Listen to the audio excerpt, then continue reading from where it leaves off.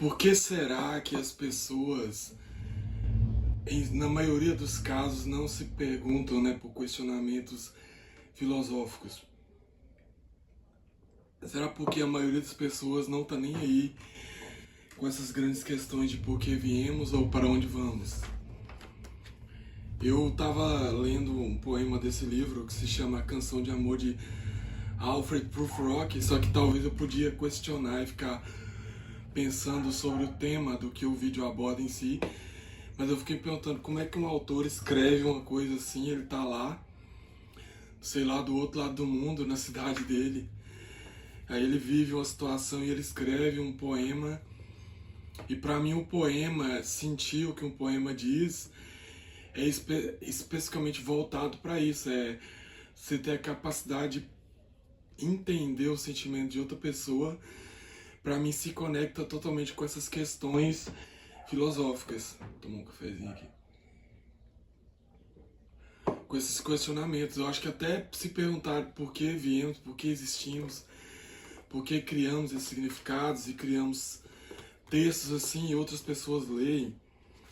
Eu estava num diálogo com um amigo meu hoje e eu estava pensando sobre essa questão porque muita gente defende assim, será que todo mundo é filosófico, mas nem todo mundo pensa filosofia. Todo mundo faz algum questionamento de todas as gerações, de alguma forma, talvez a filosofia é o cotidiano. Mas será que se a pessoa não se pergunta, ou não se prende a isso, ou não pensa que isso pode ter um significado, isso é válido como filosofia, ou filosofia é um significado que a gente criou para definir as coisas? Para a gente fazer um exercício aqui de sentimento, eu vou ler o começo desse poema e a gente tentar pensar no que o autor quis dizer aqui e pensar, e a gente vamos exercitar o que é filosofia, né? A Canção de Amor de J. Alfred Prufrock. Sigamos então, tu e eu, enquanto o poente no céu se estende, como um paciente anestesiado sobre a mesa. Sigamos por certas ruas quase ermas, através dos sussurrantes refúgios de noites endormidas, em hotéis baratos, ao lado de botequins onde a serragem se mistura às conchas de ostras. Ruas que se alongam como um tedioso argumento, cujo insidioso intento é atrair-te a uma angustiante questão. Oh, não perguntes qual? Sigamos a cumprir nossa visita. Olha para você ver o verso que esse cara escreveu e como ele pegou de uma percepção cotidiana simples, ele trouxe um questionamento, né, do motivo, de por que tá ali, por que aqueles detalhes existem, causam impressão nele, faz uma reflexão nele. Mas o café eu vou tomar aqui só para complementar. Aí, eu acho que o café é uma grande ferramenta filosófica que faz a gente pensar, ou talvez ele só dá aquela coisa mesmo, né, hormonal, energética, mexe com a gente, tem aquela não é uma palavra, não é D-O-R-R-A-S, né? Tem o efeito, né, que dá energia na gente e aí faz a gente pensar, né? Vamos pegar outro livro, é igual o Nietzsche, que é o Friedrich Nietzsche. Ele lançou questionamentos que colocavam em xeque toda uma questão que também a gente pode considerar filosófica, que é a religião.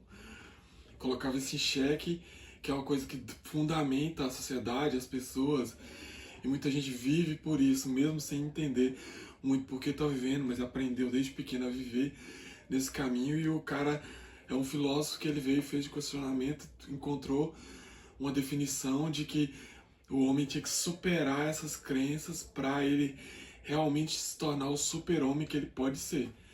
Como é que o cara chegou nisso? Ele foi estudando, ele pensou sobre o assunto, e aí vem filósofos depois que desenvolvem outros caminhos, tanto para discordar dele, quanto outros para corroborar ainda mais. Alguns tentam discordar e acabam corroborando. E nesse próprio quesito da religião em si tem também um monte de filósofos que vão comprovar um monte de coisas, mas trazer significado e e trazer mais questionamento. E aí, será que realmente todo mundo devia ficar pensando essas coisas o tempo todo? Talvez as pessoas endoidar, né? Ficar pensando nisso o tempo todo. Igual um livro, pega o livro do William Gibson, que ele trouxe toda uma perspectiva tecnológica que não existia na época dele.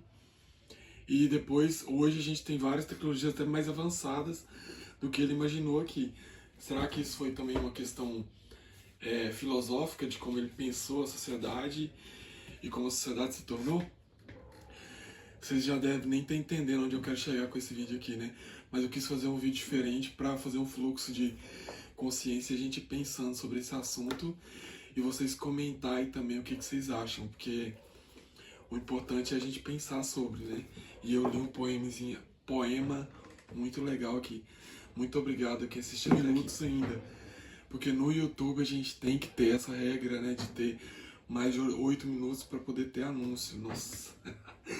Será que eu posso trazer mais um livro para adicionar nos questionamentos filosóficos? Eu vou trazer o Bukowski ou o Stephen King, que ele escreveu 4 contos aqui que pegam aspectos da natureza humana em situações extremas, né, de sentimento, de emoções, e ele faz a gente pensar sobre a vida numa leitura de 554 páginas, imagina só.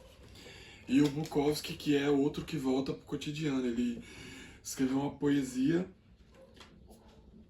totalmente sobre o cotidiano, que pega questões distantes e curtas perto do autor, assim, e transforma numa reflexão. Eu vou ler o poema que chama Tonalidades. Os soldados marcham sem armas, as covas estão vazias. Pavões rebrilham na chuva. Abaixo das escadarias marcham grandes homens sorridentes. Há bastante comida e bastante para o aluguel e bastante tempo, olha só. Nossas mulheres não envelhecerão. Eu não envelhecerei. Vagabundos trazem diamantes nos dedos. Hitler, ó, aperta a mão de um judeu. Caraca. O céu tem cheiro de carne assada. Como que o cara pensou isso? O céu tem cheiro de carne assada. O ser humano é uma loucura. Sou uma cortina em chamas. Sou água que se faz vapor. Sou uma cobra. Sou um caco de vidro que corta. Sou sangue. Sou esta lesma ardente rastejando para casa. Como o cara escreve um poema desse? Olha isso. Deve ter dado tempo, hein? Deixa o like e se inscreve.